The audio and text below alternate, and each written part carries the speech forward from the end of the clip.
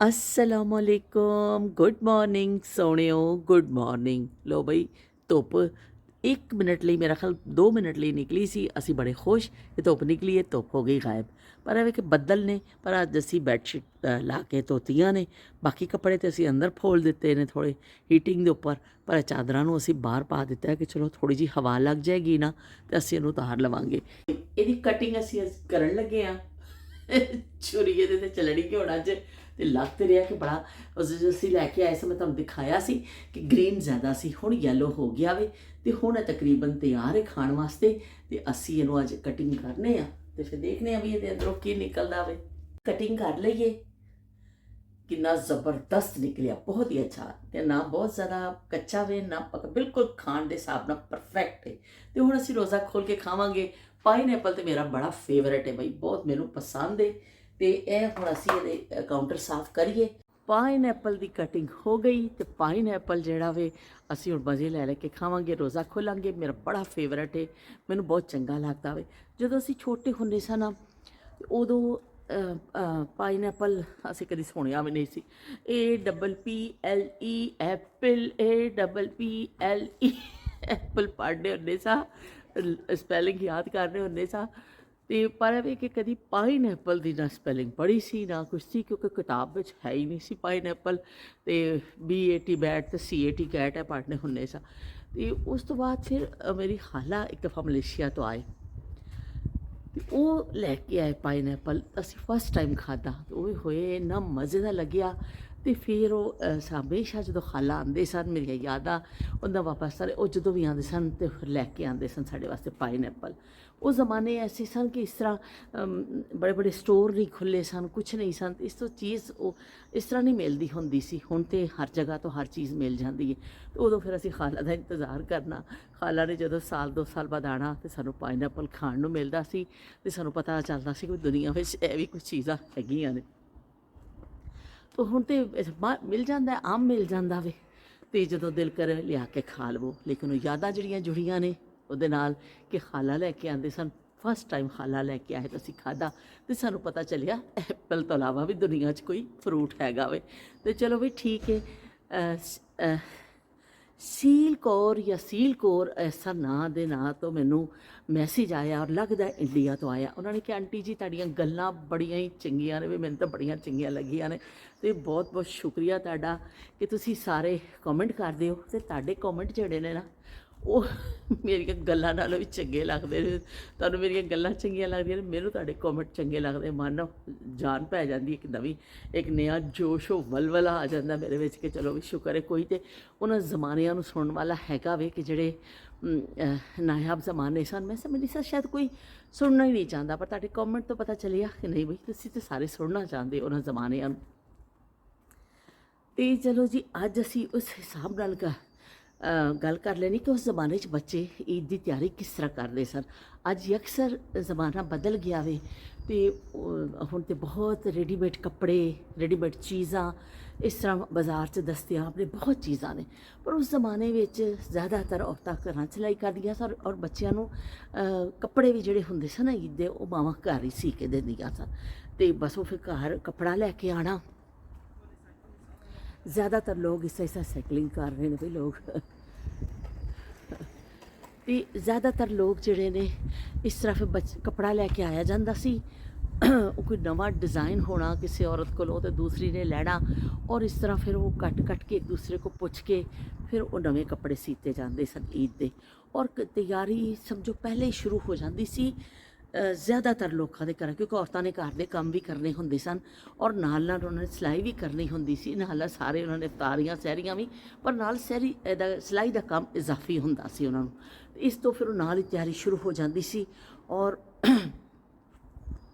ਤੇ ਫਿਰ ਨਾਲ ਹੀ ਮਾਵਾਂ ਨੇ ਫਿਰ ਬੱਚੀਆਂ ਨੂੰ ਨਾਪ ਲੈਣਾ, ਗਿੱਠ ਨਾਪਣੇ ਉਹਨਾਂ ਦੇ। ਆ ਜਾਓ ਵੀ 1 ਗਿੱਠ ਤੇ 2 ਗਿੱਠ, ਮੇਰਾ ਬੱਚਾ ਕਿੰਨਾ ਕੁ ਗਿੱਠ ਵੱਧ ਗਿਆ ਵੇ।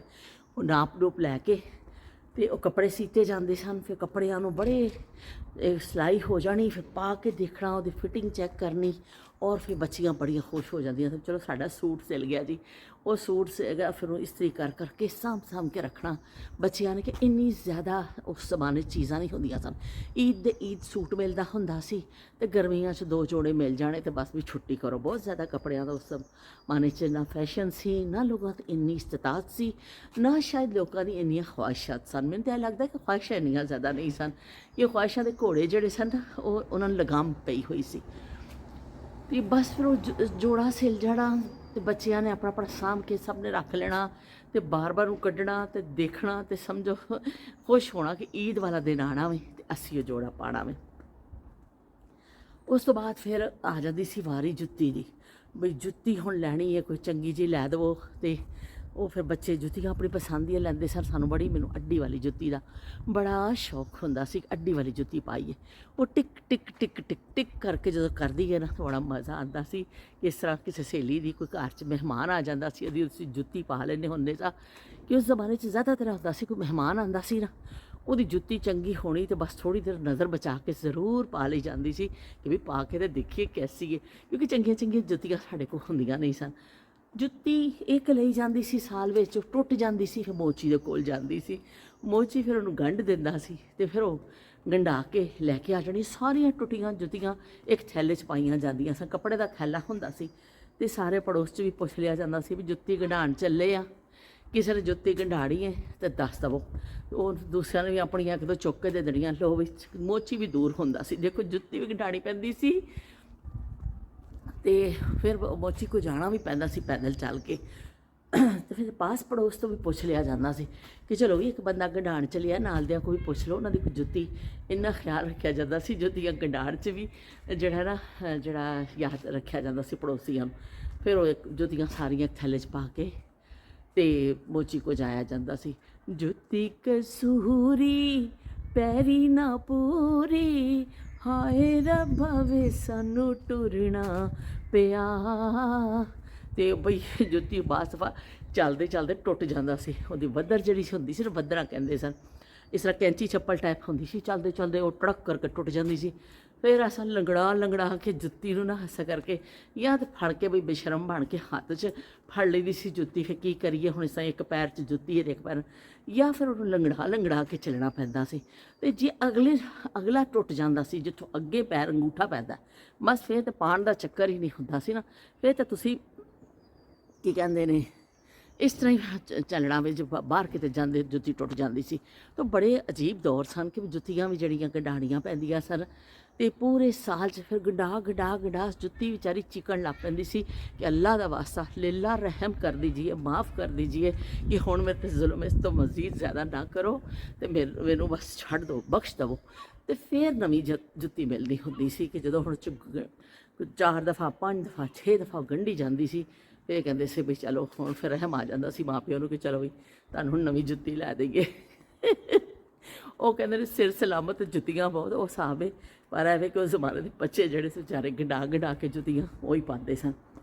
ਈਦ ਦੀ ਜੁੱਤੀ ਆਉਣੀ, ਬੜਾ ਸ਼ੌਕ ਹੋਣਾ ਕਿ ਅੱਡੀ ਵਾਲੀ ਜੁੱਤੀ ਮਿਲ ਜਾਏ। ਪਰ ਜਿਸ ਤਰ੍ਹਾਂ ਦੇ ਵਾਲਿदैन ਕਹਿੰਦੇ ਸਨ, ਜੁੱਤੀ ਵੀ ਉਹੀ ਲੈਣੀ ਹੁੰਦੀ ਸੀ।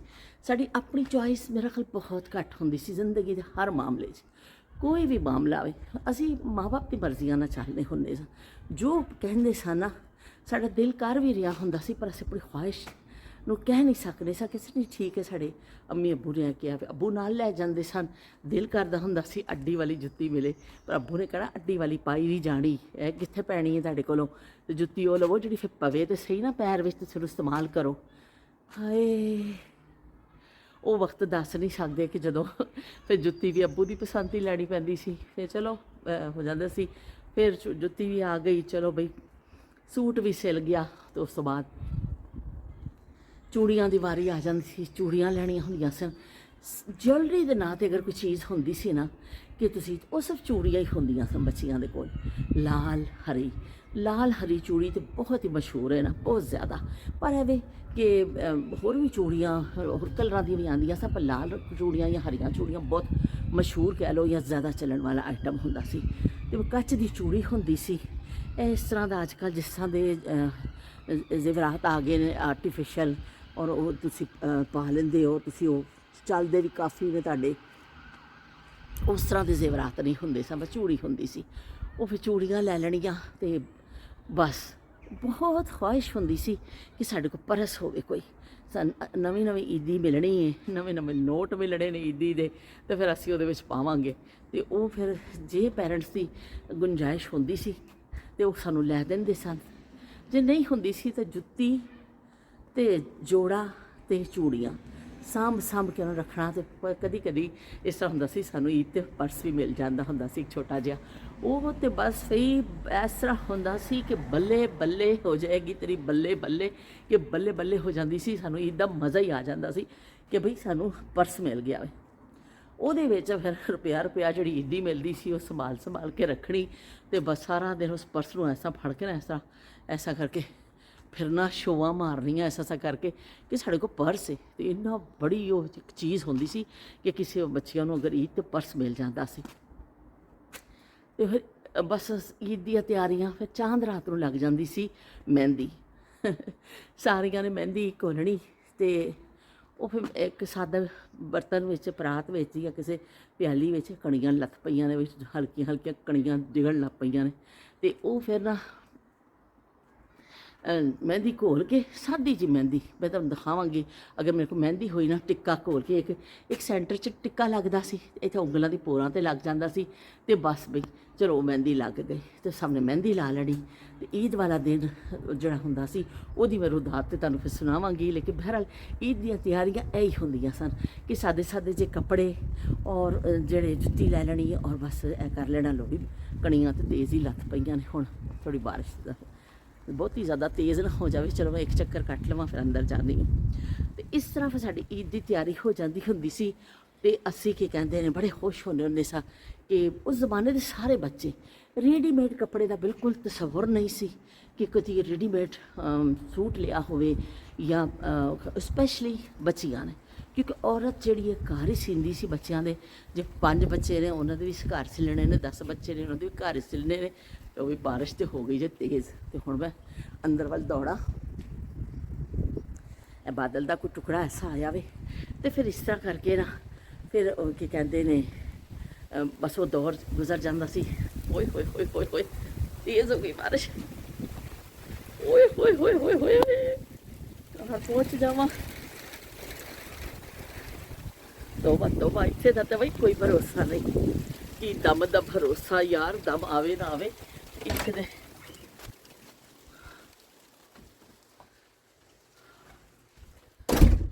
ਲੋ ਬਈ, ਚੰਗਾ ਹੋਇਆ ਮੈਂ ਇੱਥੇ ਨਜ਼ਦੀਕ ਹੀ ਸਾਂ, ਵਰਨਾ ਤੇ ਬਹੁਤ ਭੇਜ ਜਾਣਾ ਸੀ। ਇਹ ਹੀ ਮਸਲਾ ਹੁੰਦਾ ਵੇ, ਇੱਥੇ ਵਾਕ ਕਰਨ ਵੀ ਅਗਰ ਬਾਹਰ ਦਫਾ ਚਲੇ। ਕੰਮ ਕਾਜ ਅਸੀਂ ਰੋਜ਼ਮਰਰਾ ਦੇ ਨਿਪਟਾ ਲੈਣੇ, ਅਤੇ ਹੁਣ ਫਰਿੱਜ ਵਿੱਚੋਂ ਸਾਰੀਆਂ ਚੀਜ਼ਾਂ ਕੱਢ ਕੇ ਅਸੀਂ ਰੱਖ ਲਈਆਂ ਨੇ।